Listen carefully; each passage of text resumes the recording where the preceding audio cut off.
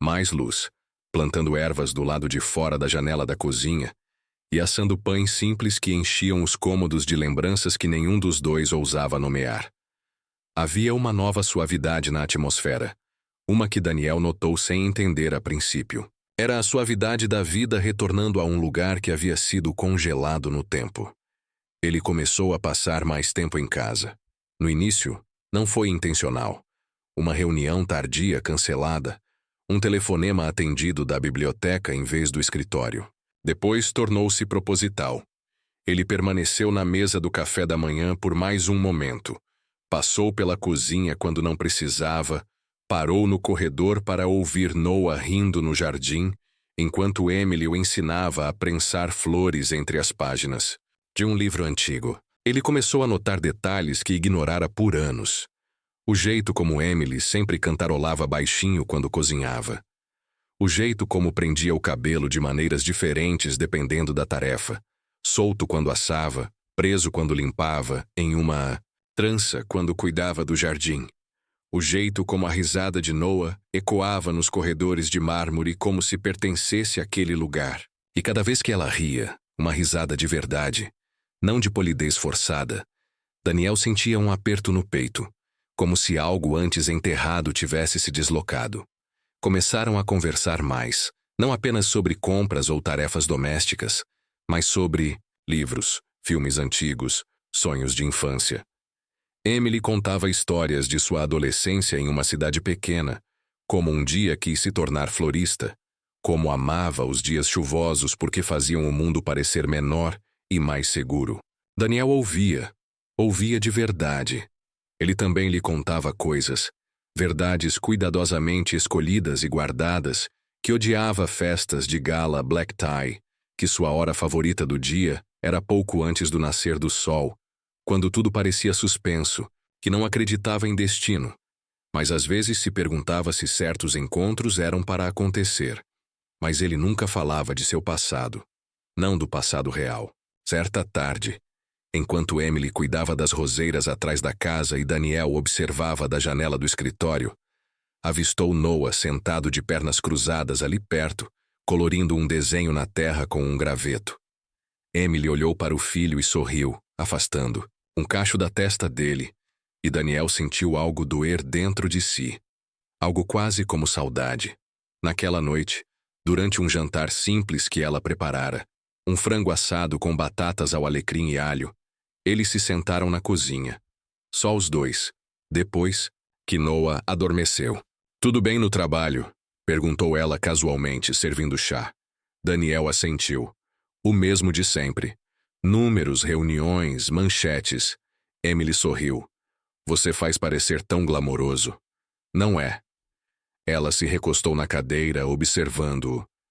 "Sabe", disse, ela depois de um momento por fora, "você parece alguém que tem tudo." Daniel ergueu uma sobrancelha. "E o que isso significa?" "Quer dizer..." Ela hesitou, escolhendo as palavras. "A casa, os carros, a empresa. Você tem mais do que a maioria das pessoas pode sonhar." Ele não disse nada, esperando. "Mas às vezes", continuou ela, mais suave agora, "você parece mais solitário do que eu jamais me senti. E eu já tive alguns dias muito solitários." Daniel nem piscou.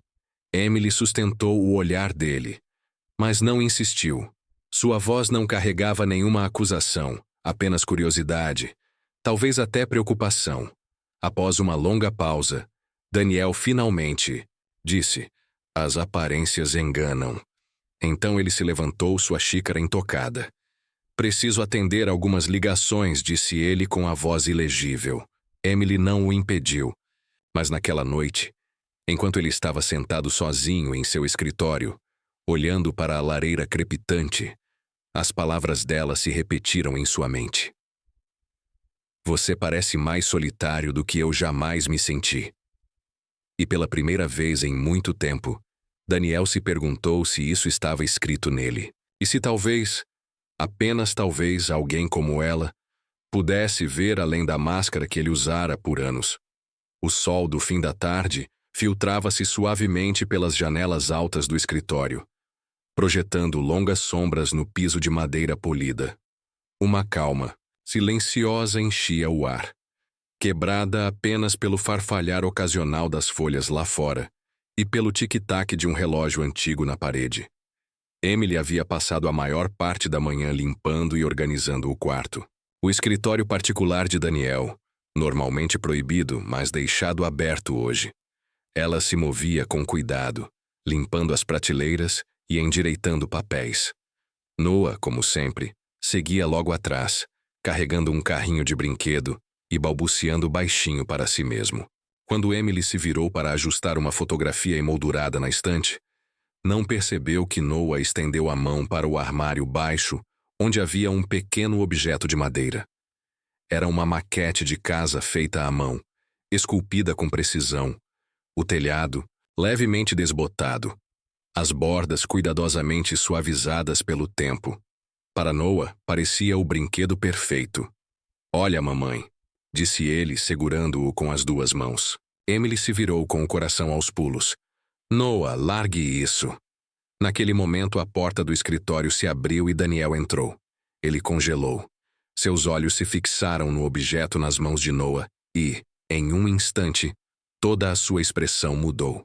Seu maxilar se contraiu. Sua voz saiu áspera, mais alta do que Emily jamais ouvira. "Não toque nisso." O sorriso de Noah desapareceu. Suas mãos tremeram e ele caiu. Mais luz, plantando ervas do lado de fora da janela da cozinha e assando pães simples que enchiam os cômodos de lembranças que nenhum dos dois ousava nomear. Havia uma nova suavidade na atmosfera, uma que Daniel notou sem entender a princípio. Era a suavidade da vida retornando a um lugar que havia sido congelado no tempo. Ele começou a passar mais tempo em casa. No início, não foi intencional. Uma reunião tardia cancelada, um telefonema atendido da biblioteca em vez do escritório. Depois tornou-se proposital. Ele permaneceu na mesa do café da manhã por mais um momento. Passou pela cozinha quando não precisava, parou no corredor para ouvir Noah rindo no jardim, enquanto Emily o ensinava a prensar flores entre as páginas. De um livro antigo, ele começou a notar detalhes que ignorara por anos. O jeito como Emily sempre cantarolava baixinho quando cozinhava. O jeito como prendia o cabelo de maneiras diferentes, dependendo da tarefa. Solto quando assava, preso quando limpava, em uma trança quando cuidava do jardim. O jeito como a risada de Noah ecoava nos corredores de mármore, como se pertencesse àquele lugar. E cada vez que ela ria, uma risada de verdade, não de polidez forçada, Daniel sentia um aperto no peito, como se algo antes enterrado tivesse se deslocado. Começaram a conversar mais, não apenas sobre compras ou tarefas domésticas, mas sobre livros, filmes antigos, sonhos de infância. Emily contava histórias de sua adolescência em uma cidade pequena, como um dia quis se tornar florista, como amava os dias chuvosos, porque faziam o mundo parecer menor e mais seguro. Daniel ouvia de verdade.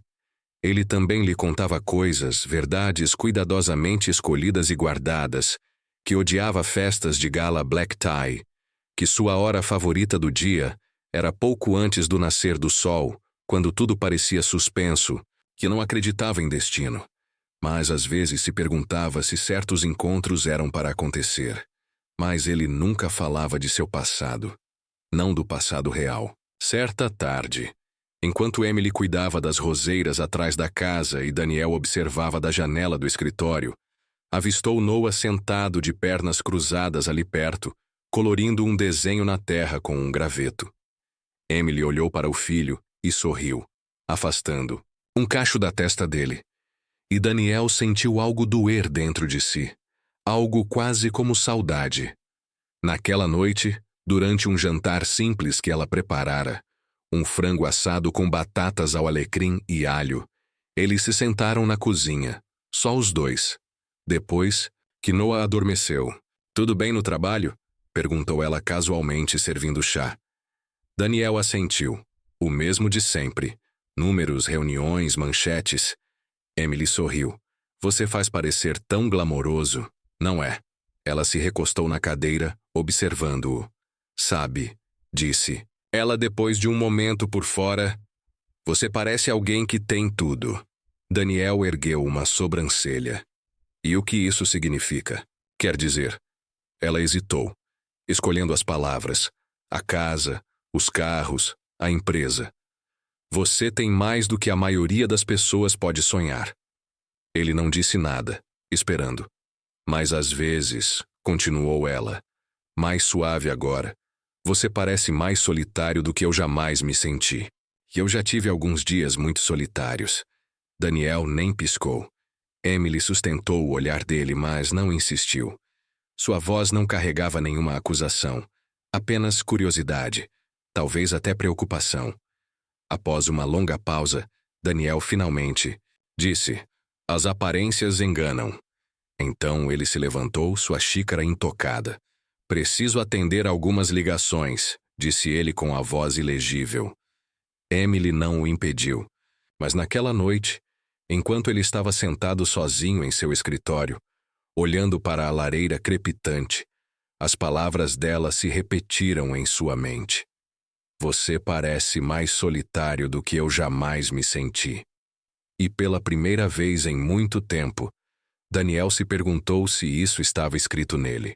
E se talvez, apenas talvez, alguém como ela pudesse ver além da máscara que ele usara por anos. O sol do fim da tarde filtrava-se suavemente pelas janelas altas do escritório, projetando longas sombras no piso de madeira polida. Uma calma, silenciosa, enchia o ar, quebrada apenas pelo farfalhar ocasional das folhas lá fora e pelo tic-tac de um relógio antigo na parede. Emily havia passado a maior parte da manhã limpando e organizando o quarto. O escritório particular de Daniel, normalmente proibido, mas deixado aberto hoje. Ela se movia com cuidado, limpando as prateleiras e endireitando papéis. Noah, como sempre, seguia logo atrás, carregando um carrinho de brinquedo e balbuciando baixinho para si mesmo. Quando Emily se virou para ajustar uma fotografia emoldurada na estante, não percebeu que Noah estendeu a mão para o armário baixo, onde havia um pequeno objeto de madeira. Era uma maquete de casa feita à mão, esculpida com precisão, o telhado levemente desbotado, as bordas cuidadosamente suavizadas pelo tempo. Para Noah, parecia o brinquedo perfeito. Olha, mamãe, disse ele segurando-o com as duas mãos. Emily se virou com o coração aos pulos. Noah, largue isso. Naquele momento, a porta do escritório se abriu e Daniel entrou. Ele congelou. Seus olhos se fixaram no objeto nas mãos de Noah, e em um instante, toda a sua expressão mudou. Seu maxilar se contraiu. Sua voz saiu áspera, mais alta do que Emily jamais ouvira. Não toque nisso. O sorriso de Noah desapareceu. Suas mãos tremeram e ele caiu. O medo subiu como uma tempestade em seu peito. Ele amassou o bilhete, voltou furioso para dentro e exigiu respostas. Foi a governanta quem finalmente falou. Não achei que fosse da minha conta, senhor. Mas vi um homem do lado de fora da casa, de hóspedes ontem. Ele estava gritando com ela. Ela mandou ele ir embora, ele a ameaçou, disse que levaria o garoto. Eu ia te contar, mas achei que ela tinha tudo sob controle. O maxilar de Daniel se apertou. Palestrante 2. Ele ameaçou. Levar Noah? Sim. Ele disse. Se você não pegar o dinheiro, eu o levo. Vou garantir que você nunca mais o veja. Algo dentro de Daniel estalou. Ele andava de um lado para o outro com a respiração pesada. Pegue as imagens de segurança. Cada câmera, cada ângulo. Eu quero o rosto dele.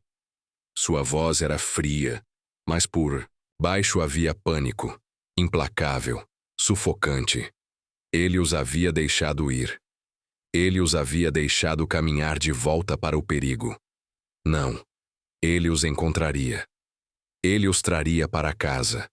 Não só porque se importava, mas porque eles eram dele. Mesmo que ele não tivesse dito as palavras ainda, mesmo que ele não tivesse se permitido acreditar, elas eram dele. Palestrante 1. E ninguém, nenhum passado, nenhum homem, nenhum monstro, iria tirá-las dele. A chuva caía forte sobre a pequena cidade, encharcando os telhados de zinco enferrujados e transformando becos estreitos em rios lamacentos. Era o tipo de chuva que borrava tudo. Linhas na estrada, reflexos no vidro, até mesmo as bordas da memória. Mas nada poderia borrar o momento em que Daniel a viu novamente. Ele passou dias procurando, perseguindo rumores, revisando imagens de câmeras, rastreando saques em dinheiro e rotas de ônibus. E, finalmente, um frentista cansado em uma cidadezinha empoeirada murmurou: tem uma garota trabalhando no restaurante, perto do antigo pátio ferroviário.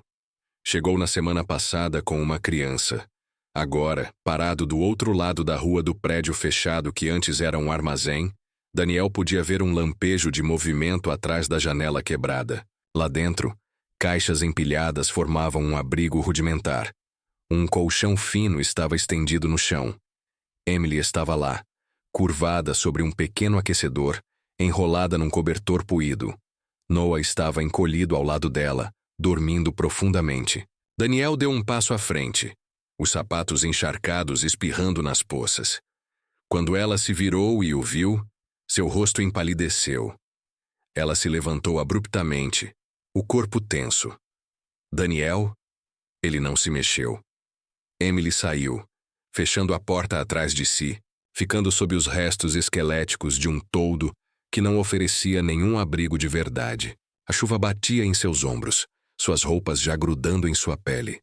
Você não deveria estar aqui, disse ela baixinho sem encará-lo. Você também não deveria estar aqui. Seu lábio tremeu. Eu não sabia para onde ir. Você deveria ter voltado para casa. Emily balançou a cabeça. Não é seu trabalho consertar minha vida, Daniel. Você nos deu paz. Eu não podia deixar meu passado destruir isso. Ele se aproximou, a chuva caindo em cascata de seus cabelos, pingando de seu queixo. Você acha que eu me importo mais com a paz do que com você? Ela abriu a boca para responder, mas nenhum som saiu. Já perdi pessoas antes, Emily, disse ele com a voz embargada. Já fiquei ao lado de túmulos, segurei pedaços da minha vida nas mãos e os vi desaparecer. Sei como é viver com arrependimento. Os olhos dela se encheram de lágrimas. Eu só queria te proteger. Pensei que se eu fosse embora em silêncio. Você não me protegeu. Interrompeu ele, dando mais um passo à frente. Você me destruiu. Ela se virou como se não suportasse olhar para ele. Sinto muito. Então ela correu. Seus pés descalços espirraram nas poças, seu corpo cortando a chuva como um fantasma, desaparecendo no beco atrás do armazém. Daniel não hesitou. Correu atrás dela. A chuva era implacável, ofegante, mas ele a alcançou no meio do quarteirão. Agarrou seu pulso, não com força, apenas o suficiente para detê-la e a girou para encará-lo. Emily. Ele ofegou, sem fôlego. Pare de correr! Ela balançou a cabeça, soluçando agora, o peito arfando. Não sei como. Ele a puxou para seus braços. Ela resistiu por um instante. Depois desabou sobre ele, os punhos apertando as costas do casaco dele, o rosto enterrado em seu peito. A tempestade rugia ao redor deles, mas tudo o que Daniel conseguia ouvir era o som da respiração dela, entrecortada e desesperada, e a batida do coração dela contra o seu. Já perdi uma família, sussurrou ele, as lágrimas se misturando à chuva em suas bochechas. Não me faça perder outra. Emily se agarrou a ele, soluçando mais forte agora. Cada muro que ela havia construído desmoronava sob o aguaceiro. Você não está mais sozinho, disse ele suavemente, e nunca mais estará. Ficaram assim por um longo tempo, encharcados até os ossos, cercados por trovões, vento e memórias. Mas naquele momento, naquele abraço, eles não estavam mais fugindo. Eles foram encontrados. O sol nasceu sobre o lago em uma névoa dourada e prateada. A água cristalina e parada, refletindo a primeira luz do dia, como um segredo sendo lentamente revelado. A tempestade havia passado, não apenas a chuva, mas tudo o que mantinha suas vidas envoltas em medo e incerteza. 2 semanas depois de Daniel encontrar Emily, a justiça chegou. Com a ajuda de um investigador particular e uma equipe jurídica experiente, Daniel reuniu tudo o que precisavam. E,